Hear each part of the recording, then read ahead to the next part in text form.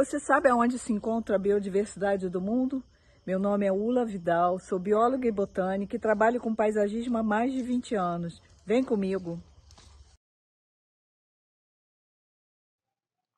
São considerados hoje 36 hotspots de biodiversidade. 5 na América do Norte e Central, 5 na América do Sul, um ao redor do Mar Mediterrâneo, 3 na Ásia Central, 8 na África e 14 entre o Sudeste da Ásia e o Pacífico Sul. São incríveis os números de biodiversidade encontrados nesses hotspots. A tabela mostra os números para as espécies vegetais vasculares, mas se estivéssemos considerando os números também para as espécies de animais, seriam ainda mais incrivelmente elevados. Lembrando que pode haver variação nos números da tabela mostrada, dependendo da atualização de dados e da bibliografia consultada. O hotspot Tumbi-Chocó-Madalena, que também inclui as Ilhas Galápagos, se inicia no Canal do Panamá e se estende ao sul e ao leste do Panamá, através das florestas úmidas da região de Darién até o vale do rio Madalena, na Colômbia, e ao longo da costa do Pacífico, através da região de Chocó, incluindo ainda o litoral do Equador, até o canto noroeste do Peru, aonde se apresentam as florestas secas do leste do Equador e regiões extremas do noroeste do Peru. É delimitada a leste pela Cordilheira dos Andes. O Chocó colombiano representa uma das florestas tropicais mais úmidas do mundo. Espalhados por toda a planície costeira, relativamente plana, estão vários pequenos sistemas montanhosos que fomentaram a evolução de ilhas de endemismo na região. A concentração de uma grande variedade de ecossistemas em uma área relativamente pequena levou a níveis muito altos de endemismo. O norte do Equador e o Chocó colombiano apresentam uma das maiores taxas de precipitação do planeta, chegando a 9.000 milímetros por ano, sendo a única floresta tropical contínua no Pacífico Sul-americano. Das 11.000 espécies de plantas vasculares no hotspot, cerca de 5.000 são encontradas apenas no Chocó colombiano. Levantamentos de flora na região indicaram uma diversidade de 300 espécies de árvores por hectare. O almendro é uma espécie de árvore emergente da floresta tropical que pode crescer até 55 metros de altura. Pertencente à família Fabácea, é encontrada em Honduras, Nicarágua, Costa Rica, Panamá, Colômbia e Equador. Suas sementes, com sabor de amêndoa, são comestíveis e vendidas em mercados locais. E apesar de estarmos falando exclusivamente sobre flora, algumas espécies de animais estão tão relacionadas a determinadas espécies de plantas que a sobrevivência de uma está diretamente relacionada à sobrevivência da outra, como é o caso da grande arara verde ou arara militar, espécie criticamente ameaçada de extinção. O macondo é uma árvore que ocorre na América tropical e pode atingir até 60 metros de altura. A snakewood possui madeira extremamente dura e resistente, vermelha com pintas pretas, utilizada na confecção de objetos de luxo.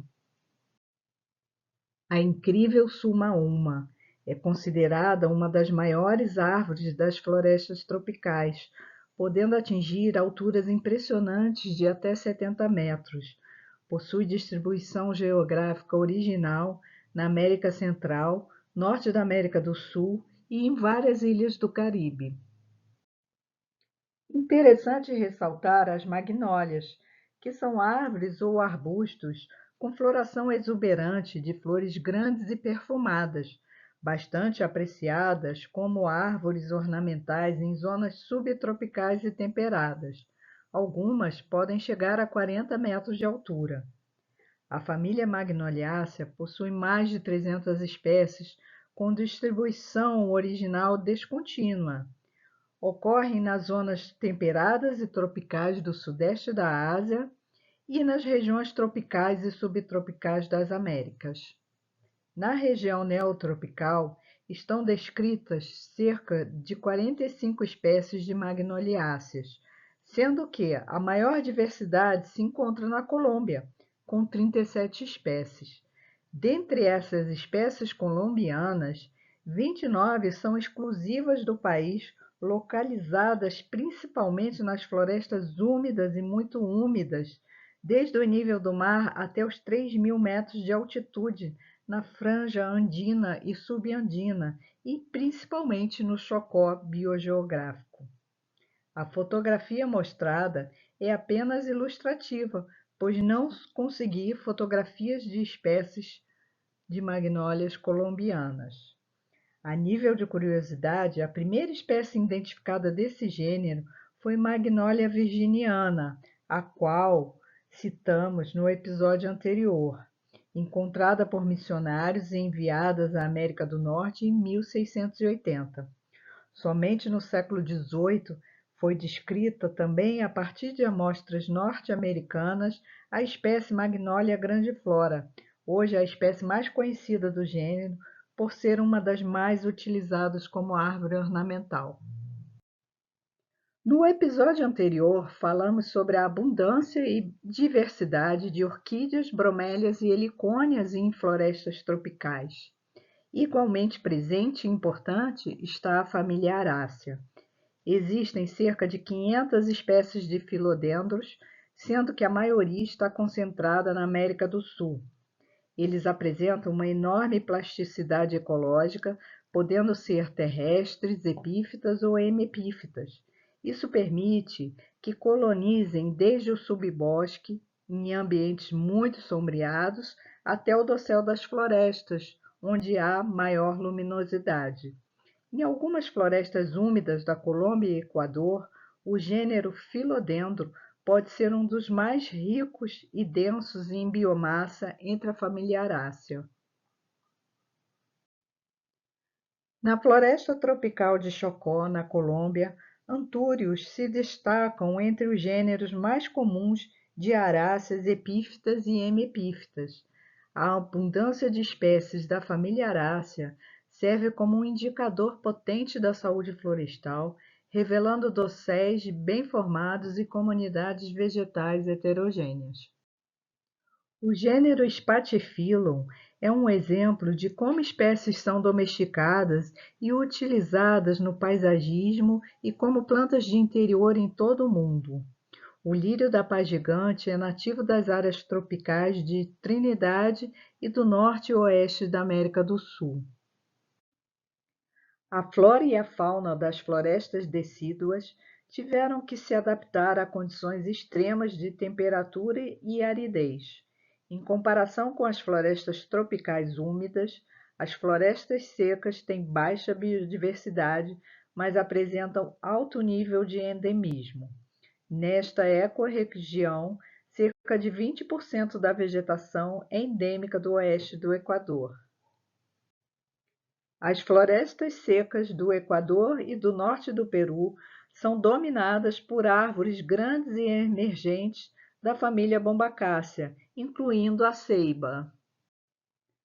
As Ilhas Galápagos serviram de inspiração para Darwin, devido à incrível diversidade de vidas, isolamento geográfico e espécies endêmicas. A observação da fauna e flora únicas de cada ilha, como os famosos tentilhões com bicos diferentes, levou Darwin a questionar a teoria da criação e a desenvolver a teoria da evolução através da seleção natural. O hotspot dos Andes tropicais inclui áreas da Venezuela, Colômbia, Equador, Peru, Bolívia e as áreas tropicais do norte da Argentina e do Chile. Foi nomeado como epicentro da biodiversidade do mundo, segundo o Fundo de Parceria para Ecossistemas Críticos. 1/6 de todas as espécies do mundo habitam nos Andes tropicais. A vegetação se modifica bastante em função da altitude. O mapa mostra essa grande variação altitudinal. Os Andes tropicais contêm um amplo espectro de microclimas, abrigando uma diversidade única de ecossistemas, como geleiras, pastagens de alta montanha, florestas montanhosas, rios, lagos e zonas úmidas, entre outros. Devido à baixa variação de clima interanual, é um dos hotspots mais vulneráveis às mudanças climáticas, porque os ecossistemas não estão adaptados à variabilidade climática de longo prazo. Imagine a diversidade de microclimas e habitats que um ambiente como este pode proporcionar. Os Andes tropicais são uma maravilha natural, onde a floresta amazônica encontra a Cordilheira dos Andes. A fronteira desse encontro abrange 5 países: Bolívia, Colômbia, Equador, Peru e Venezuela, abrangendo uma área maior que a União Europeia. A floresta amazônica é a maior floresta tropical do mundo e desempenha um papel extraordinário na regulação da estabilidade climática global. Entre a Cordilheira dos Andes e a Amazônia se dá um dos mais importantes ciclos hidrológicos do mundo. A umidade produzida nas terras baixas da Amazônia é empurrada até as encostas dos Andes, onde sofrem resfriamento e precipitam em forma de chuva. Qualquer alteração ambiental que afete esse processo natural na região resultará em alterações nas regiões do entorno, afetando drasticamente o regime de chuvas e, por consequência, a sobrevivência das espécies. 1/5 de toda a água do planeta é produzida nessa área. Podocarpus oleifolius é uma espécie de alta montanha de florestas perenes e semidecíduas. Frequentemente ocorre em floresta nublada com epífitas abundantes também, crescendo em elevações entre cerca de 810 a cerca de 2.000 metros. Ocorrem juntos outras espécies de podocarpos, cedrela, persea, que é o gênero do abacate, quercus, que são os carvalhos, magnólias e várias laurácea. Nas altitudes mais elevadas, podocarpos formam um arbusto ou pequena árvore com uma copa de 2 a 8 metros de altura. Cantua buxifolia é típica do altiplano andino, é a flor nacional do Peru e uma das flores nacionais da Bolívia. É também conhecida como flor sagrada dos Incas. A espécie é utilizada em paisagismo no Peru. Lupinus mutabilis tem origem na região andina do Equador, Peru e Bolívia. É um tipo de tremoço comestível. A planta foi domesticada há mais de 1.500 anos devido ao alto teor de proteína da semente. Cinchona officinalis é nativa das florestas úmidas de montanha da Colômbia, Equador, Peru e Bolívia, ocorrendo nas altitudes entre 1.600 e 3.000 metros. Várias espécies de cinchona são utilizadas para a produção de quinina, um agente antitérmico. É também muito utilizada na prevenção e no tratamento da malária. Existem cerca de 100 espécies do gênero Bomarea. São plantas tuberosas, sendo a maioria espécies trepadeiras. Algumas crescem como uma cobertura de solo.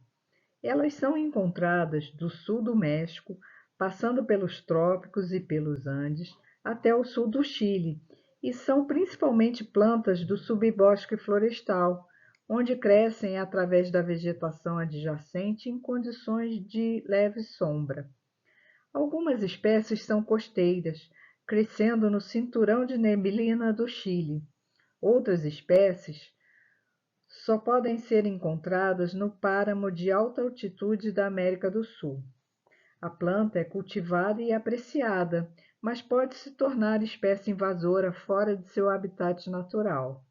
Bomarea patacoensis é nativa do Equador. Bomarea multiflora ocorre na Colômbia e também no Equador.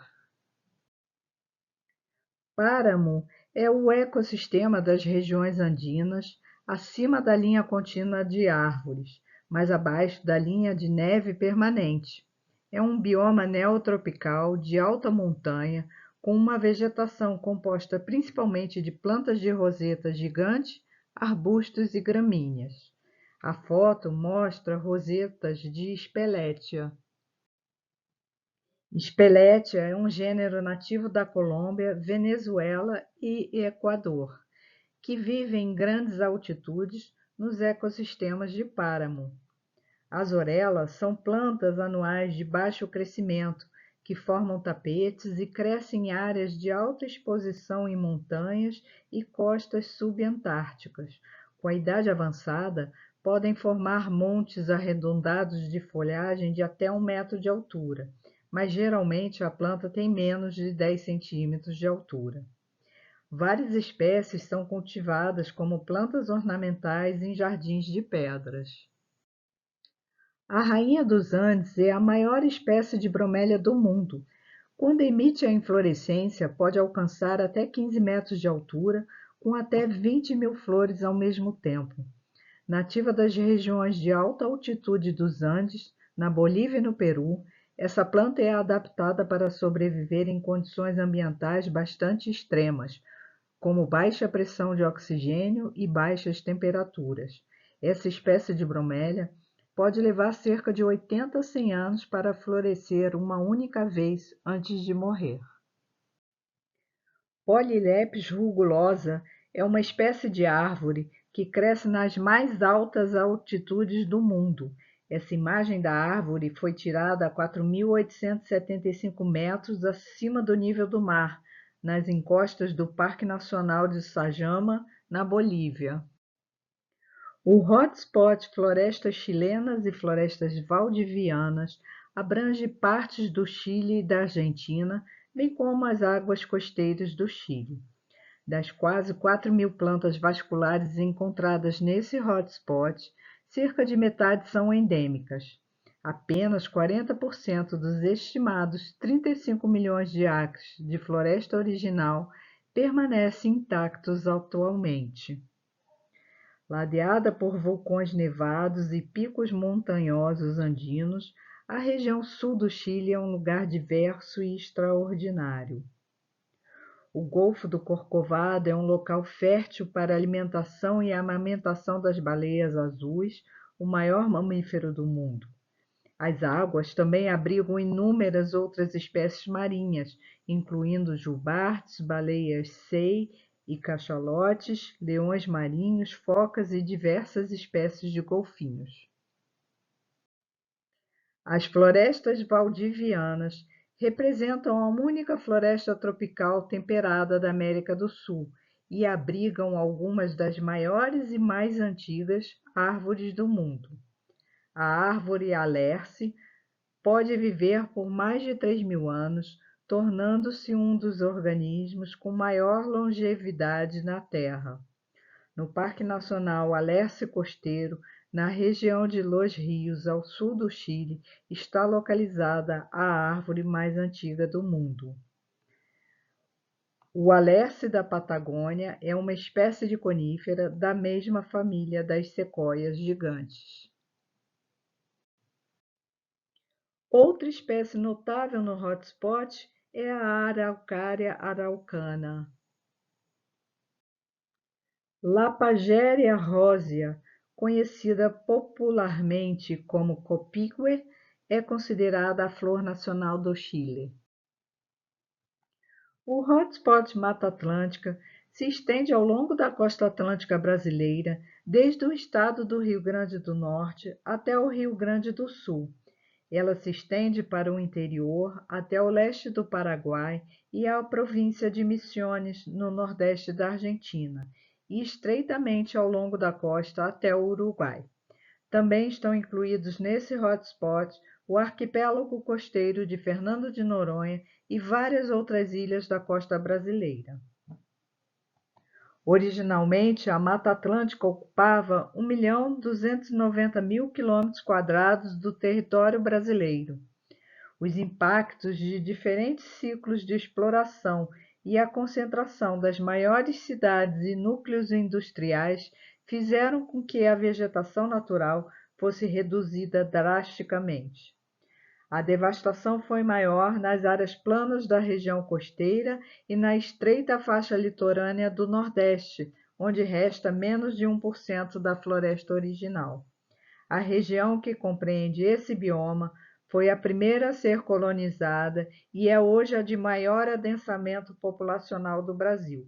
Segundo dados da ONG SOS Mata Atlântica, restam apenas 8% da área original. A elevada biodiversidade da Mata Atlântica é decorrente das variações ambientais ocasionadas principalmente pela grande extensão e latitude que possui.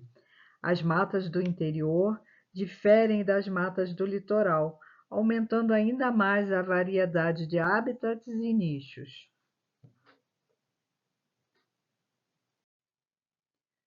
Variações altitudinais também contribuem para a ocorrência de alta diversidade biológica.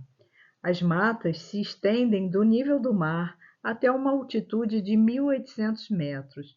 A Serra do Mar, a Serra da Mantiqueira e a Serra do Espinhaço são as principais cadeias de montanhas que formam o relevo da Mata Atlântica.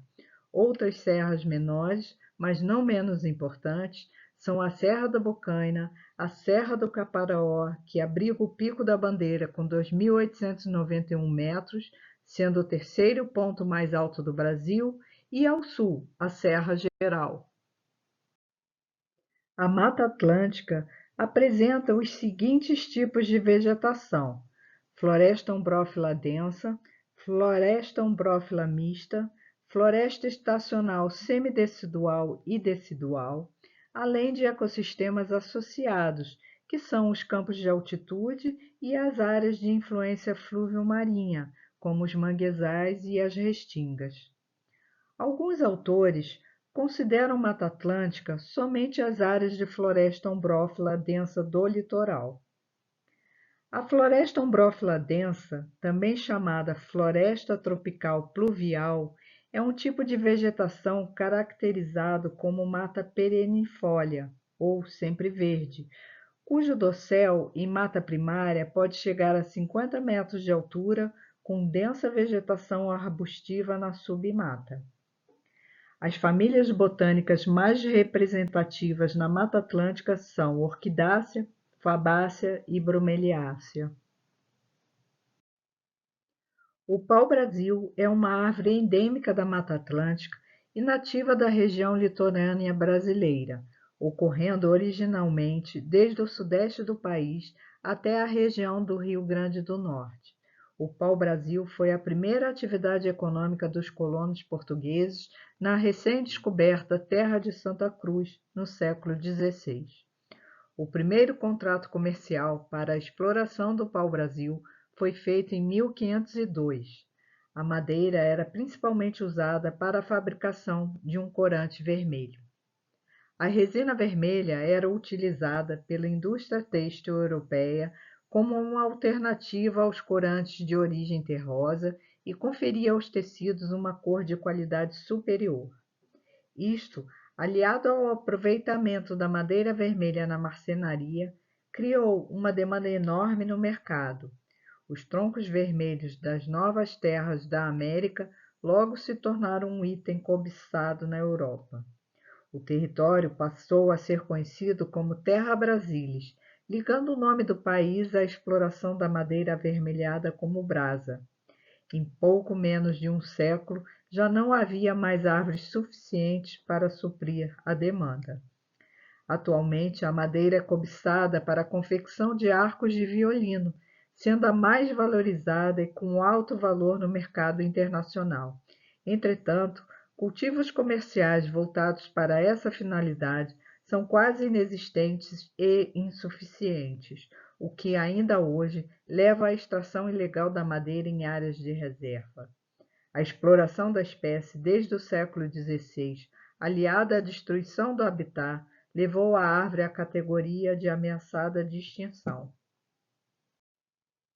Os ipês, bastante utilizados no paisagismo devido à incrível floração, ocorrem na Mata Atlântica e em outros biomas do Brasil também. Existem diversas espécies de ipês amarelos, rosas, roxos e brancos, sendo difícil identificar na prática as espécies corretamente. Outras madeiras de valor também foram exploradas até quase à extinção, como, por exemplo, a sucupira, a canela, jacarandá, jequitibá, araribá, pequi, peroba, vinhático, maçaranduba, entre muitas outras. Em estudo realizado numa reserva privada perto de Ilhéus, Bahia, foram encontradas 454 espécies de árvores em 1 hectare de floresta, recorde mundial de riqueza vegetal. Outro estudo realizado em área de floresta baixo-montana, na Estação Biológica de Santa Lúcia, no Espírito Santo, revelou a existência de 443 espécies de árvores, também em 1 único hectare. Podemos exemplificar árvores menores com frutificação abundante. A jabuticabeira, que ocorre na Mata Atlântica da Bahia ao Rio Grande do Sul. O araçá amarelo, que ocorre ao longo de toda a Mata Atlântica. A grume-chama, que ocorre da Bahia até Santa Catarina. O manacá da serra, com intensa floração, é muito característico da encosta úmida atlântica da Serra do Mar, na região sudeste, sendo bastante utilizado no paisagismo. Em relação às palmeiras, apenas 2 exemplos. O gerivá, muito utilizado em paisagismo, ocorre nos biomas da Mata Atlântica, Cerrado e Pantanal, com frutos bastante apreciados pela avifauna. O periquito maracanã é um exemplo. O palmito jussara caracteriza-se por produzir palmito de excelente qualidade, com valor econômico elevado e amplamente consumido na alimentação humana. No entanto, é monocaule e o corte implica na sua morte. Recentemente, o processamento de seu fruto, o uso em projetos de paisagismo e o reconhecimento das propriedades terapêuticas de suas raízes vêm sendo difundidos, sendo fundamental, entretanto, que se tenha um manejo adequado para a espécie. A exploração extrativista descontrolada levou a espécie ao perigo de extinção. É proibido o corte de palmito em áreas nativas da Mata Atlântica. A Mata Atlântica é uma das regiões do mundo com maior número de plantas epífitas, com cerca de 3.000 espécies. Estima-se que cerca de 80% das epífitas vasculares que ocorrem na Mata Atlântica sejam endêmicas do bioma. As epífitas desempenham um papel crucial na ciclagem de nutrientes e na manutenção da biodiversidade da Mata Atlântica.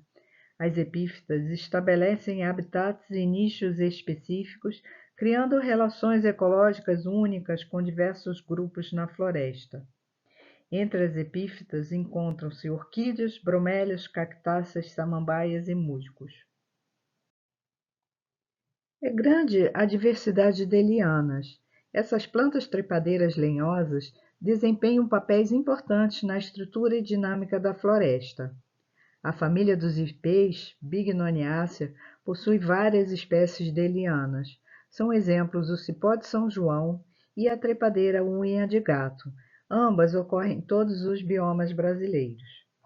A Mata Atlântica também é um centro de diversidade para o gênero Begônia, com um número significativo de espécies endêmicas. O estado do Rio de Janeiro, por exemplo, abriga mais de 100 espécies de begônias, com muitas sendo exclusivas da Mata Atlântica.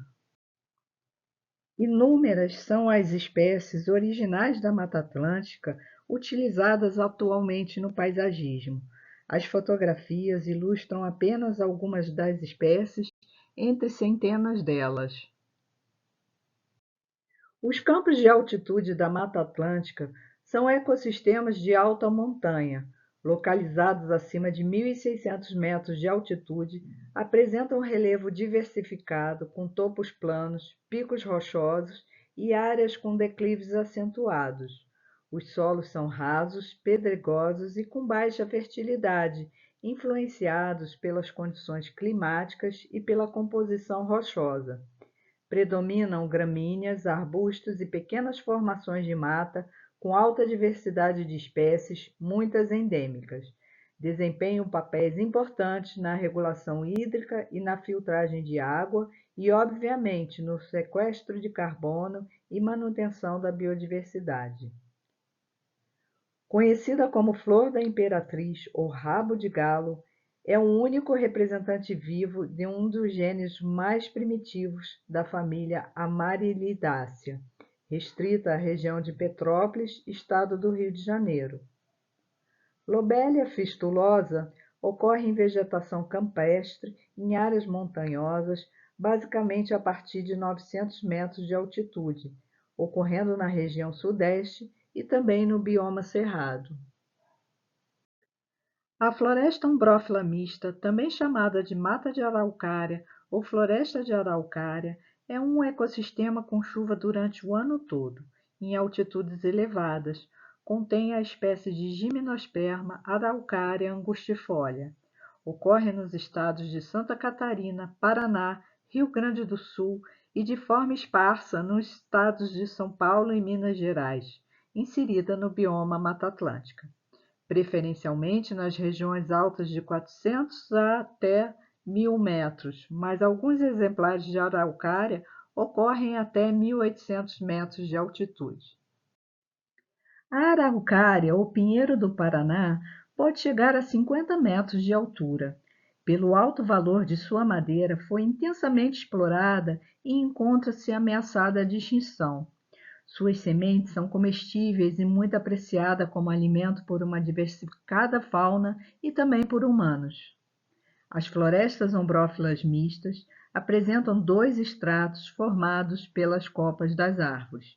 O primeiro estrato é mais baixo e é formado pelas copas de todas as espécies de árvores angiospermas. O outro é o estrato formado pelas araucárias, que são os gimnospermas. O estrato das araucárias é sempre mais alto do que o estrato das angiospermas, o que faz das florestas ombrófilas mistas sistemas de dois componentes, gimnospermas e angiospermas. A floresta com araucária apresenta em sua composição florística espécies de lauráceas, como a imbuia, o sassafrás, além de diversas espécies conhecidas por canelas. Diversas espécies de leguminosas, jacarandá, caviúna, mojoleiro e mirtáceas, sete capotas, guariroba, pitanga, também são abundantes. Conhecida pelos nomes populares de pinheiro bravo ou pinheirinho, o Podocarpus lamberti é frequente nas florestas de araucárias e também muito utilizado em paisagismo. A distribuição geográfica das araucárias coincidem com a da erva mate chimarrão, bastante cultivada e consumida em forma de chá no sul do Brasil. A restinga é um ecossistema costeiro associado à Mata Atlântica, caracterizado por vegetação adaptada a solos arenosos e à influência marinha. As restingas abrigam uma grande variedade de espécies vegetais e animais, muitas delas endêmicas da Mata Atlântica. A floração de restinga é intensa, com muitas espécies visitadas por abelhas. A vegetação também desempenha importante papel na estabilização de dunas e manguezais, protegendo o litoral de eventos erosivos, das ondas e marés. Essa é a fotografia de uma restinga em seu estado original no sul da Bahia, com suas espécies endêmicas, tais como a Echimeia blanquetiana, que ocorre nos estados da Bahia e Espírito Santo, e a palmeira Ciagrus esquizofila, que ocorre originalmente nas áreas litorâneas de Pernambuco até o Espírito Santo. Echimeia blanquetiana, nas restingas, ocorre nos solos arenosos, mas o interessante é que, quando adentra no interior da mata, pode se tornar epífita. O hotspot cerrado é uma das savanas tropicais mais ricas do mundo em termos de biodiversidade. O cerrado é semelhante às savanas arbóreas em outros países sul-americanos, como o Chaco e a Chiquitânia na Bolívia e no Paraguai, os llanos na Colômbia e no Equador, e os pampas no Uruguai e na Argentina, bem como as savanas em partes da África, da Ásia e da Austrália. Cobrindo uma área do tamanho do México, está localizado no centro do continente sul-americano. No Brasil, encontra-se predominantemente no Planalto Central e se estende pelos estados de Goiás, Tocantins, Distrito Federal e partes dos estados da Bahia, Ceará, Maranhão, Mato Grosso do Sul, Minas Gerais, Piauí, Rondônia e São Paulo. Além disso, o cerrado também ocorre em áreas isoladas ao norte, nos estados do Amapá, Amazonas, Pará e Roraima, e ao sul, em pequenas áreas dispersas no Paraná. O cerrado é o segundo maior bioma brasileiro depois da Amazônia e faz fronteira com outros biomas brasileiros, como a Amazônia, a Caatinga, a Mata Atlântica e o Pantanal. Das 12 principais regiões hidrográficas do país, 8 têm nascentes no Cerrado brasileiro. A destruição desse bioma não impacta só localmente, mas afeta diretamente o clima, o regime de chuvas e as bacias hidrográficas das outras regiões do país. O Cerrado é hoje a mais importante região do agronegócio do Brasil. Cerca de 88 milhões de hectares, quase 50% de sua área total, são de terras agrícolas e de pecuária.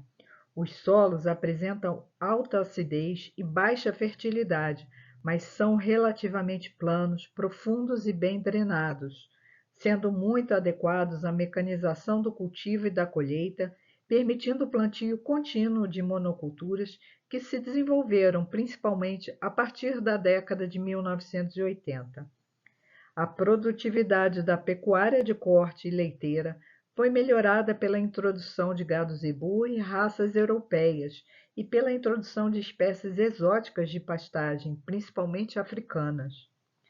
Estima-se que um quarto das emissões antropogênicas totais de gases do efeito estufa surjam principalmente do desmatamento, da pecuária ruminante e da aplicação de fertilizantes. Os corretivos agrícolas, como o calcário, possuem em sua constituição carbono na forma de carbonatos. Esse mineral é extraído e processado para ser adicionado ao solo, com o intuito de reduzir a acidez do solo e suprir cálcio e magnésio para as plantas.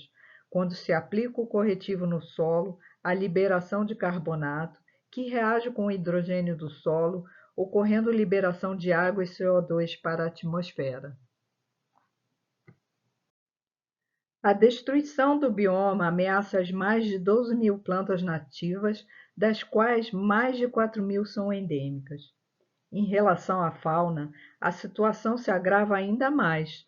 Os grandes mamíferos, como o lobo-guará, o tamanduá-bandeira, a anta, o veado campeiro, a onça-pintada e a jaguatirica, estão praticamente sem chance de sobrevivência no bioma, além das 856 espécies de aves. A degradação ambiental prejudica ainda as pessoas que dependem de seus recursos naturais, como populações indígenas, quilombolas, gerazeiros, ribeirinhos, quebradeiras de coco-babaçu e artesãos do capim-dourado. A vegetação do Cerrado brasileiro está adaptada ao fogo. Os incêndios naturais desempenham um papel fundamental no controle da vegetação rasteira e desempenham também uma importante função na germinação das sementes de várias plantas da região. Normalmente, os incêndios ocorrem em intervalos espaçados. No entanto, para dar lugar a pastagens ou plantações, o cerrado está sofrendo incêndios mais frequentes e prolongados. Nessas condições, as adaptações naturais existentes não são suficientes para preservá-lo. Em 2024, houve um período de seca prolongado e incêndios criminosos foram provocados na vegetação nativa, com o objetivo de se expandir às fronteiras agrícolas. 8,2 milhões de hectares de vegetação nativa do Cerrado foram queimadas. Os biomas brasileiros estão conectados. O desmatamento do cerrado gera desequilíbrios para a Amazônia e o Pantanal, afetando a disponibilidade hídrica em outros ecossistemas, contribuindo para secas, aumento dos incêndios e ondas de calor. Neste bioma, existem diferentes tipos de vegetação, devido às variadas condições do solo. Esses grupos de vegetação estão distribuídos de acordo com a elevação do terreno. Assim, os terrenos mais antigos, localizados em planaltos mais elevados, são principalmente dominados por formações campestres, que ocasionalmente são intercaladas por veredas e apresentam formações florestais restritas às áreas próximas aos cursos d'água. Já nas áreas de menor altitude, embora sejam predominantemente compostas por ambientes savânicos, abrigam as maiores extensões de ambientes florestais. O cerradão é sua única formação florestal, a qual consegue atingir até 7 metros de altura nos solos mais férteis. Já o cerrado stricto sensu é formado por espécies herbáceas bem desenvolvidas, pequenas árvores e arbustos. Suas outras formações são o campo limpo e o campo sujo, além das matas de galeria. Devido à pouca disponibilidade de água e nutrientes nas porções mais superficiais do solo, as plantas do cerrado desenvolveram sistemas de raízes profundas e ramificadas. Apesar de grande parte da sua vegetação ser composta por gramíneas, ervas, arbustos e árvores de médio porte, embaixo do solo a biomassa é muito maior, chegando até 75% a mais do que árvores e arbustos acima do solo.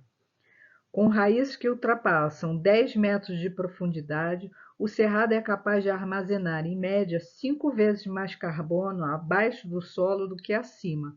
Por isso se diz que o cerrado é uma floresta invertida. Um dos principais campos do capim-dourado encontra-se no estado do Tocantins, na região do Jalapão. Apesar de ser chamado de capim, a espécie é da família Eurycalaceae, a família das chamadas sempre-vivas.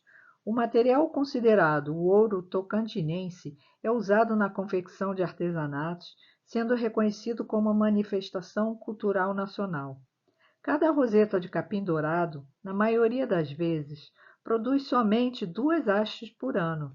Por isso é preciso manejo adequado e autorização para a coleta, garantindo a perpetuação dos campos de capim-dourado. A floração de Cycnonatus nitens inicia-se em julho e as sementes são produzidas do início de setembro a outubro. O governo do estado do Tocantins, por meio de sua agência ambiental, Naturatins, estabeleceu uma lei regional, permitindo a colheita dos escapos somente após 20 de setembro e exigindo o corte e a dispersão de capítulos florais nas áreas de pastagem logo após a colheita. A espécie Pepalanthus chiquitensis, conhecida como chuveirinho, é da mesma família botânica do capim-dourado e igualmente forma campos com predominância de sua espécie. Algumas espécies endêmicas do cerrado estão aqui representadas, como o chuveirinho, a canela de ema, o pequi, a pimenta de macaco, a pera do cerrado e o cajuzinho do cerrado. Quando a formação savânica se destaca pela presença predominante de uma única espécie de palmeira arbórea, é conhecida como palmeiral, onde as palmeiras costumam formar dossel contínuo. Os subtipos variam de acordo com a espécie dominante, incluindo espécies como a macaúba, a gueroba, o babaçu e o buriti, formando respectivamente os subtipos macaubal, guerobal, babaçual e buritizal. Mauritia flexuosa, conhecida como buriti, é a palmeira dominante do buritizal. Seus frutos são apreciados pela avifauna de psitacídeos. Outras espécies que formam palmeiral são a guariroba, a macaúba e o babaçu. Esse foi o episódio 2, onde falamos sobre os hotspots de biodiversidade da América do Sul e suas espécies vegetais. Até o próximo!